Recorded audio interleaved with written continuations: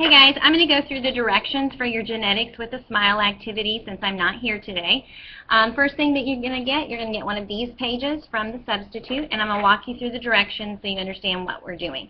Kind of the big overall picture of what we're doing is everybody in here is going to make a smiley face with traits from the same parent. So every single person in here is going to use the same genes because every single person is going to use the same parents, and you'll all have a different smiley face based on the traits that those same two parents pass on to their offspring.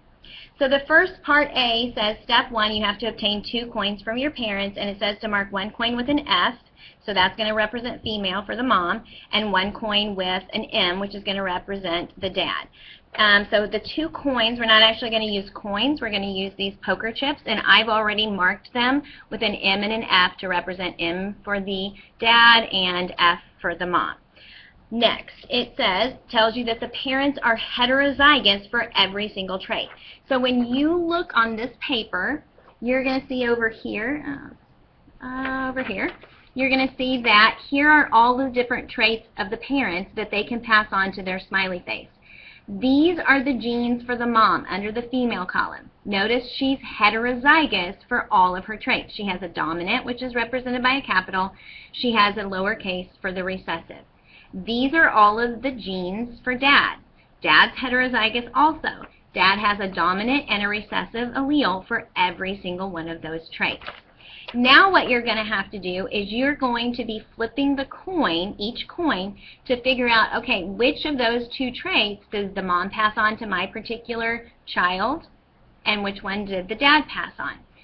So step 2 says flip the coins for each parent for each trait. If the coin lands heads up, it represents the dominant allele. If it lands tails up, it represents the recessive allele. So for every single trait, let's just start out and we're going to do the very first trait, which is face shape.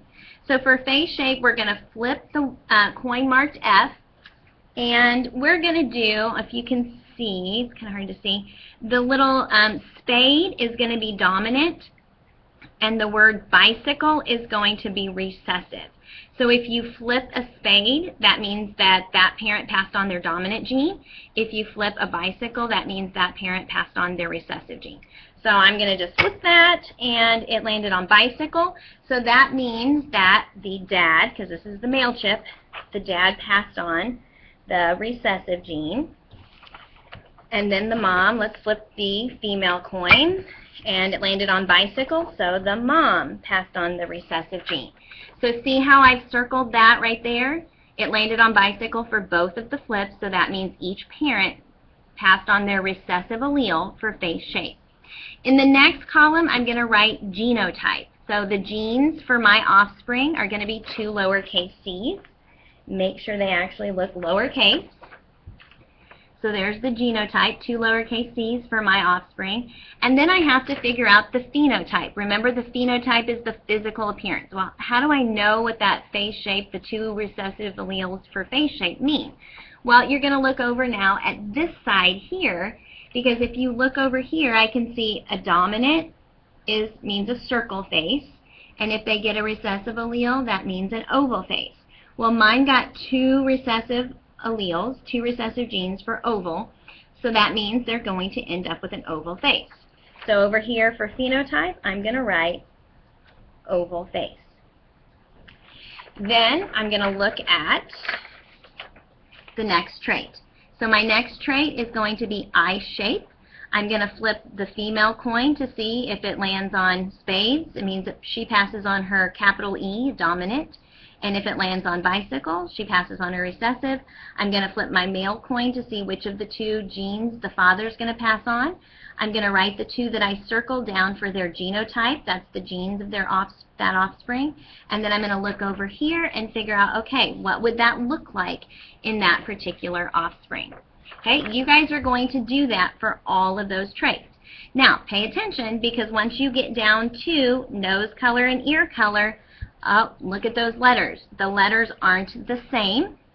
One is an R, one's a Y. They're both capitals. So different letters, both capitals. Think about what do we learn that represented. and you're going to put the genes here. You're going to look over here to see what kinds of nose color and ear color that would give your particular offspring.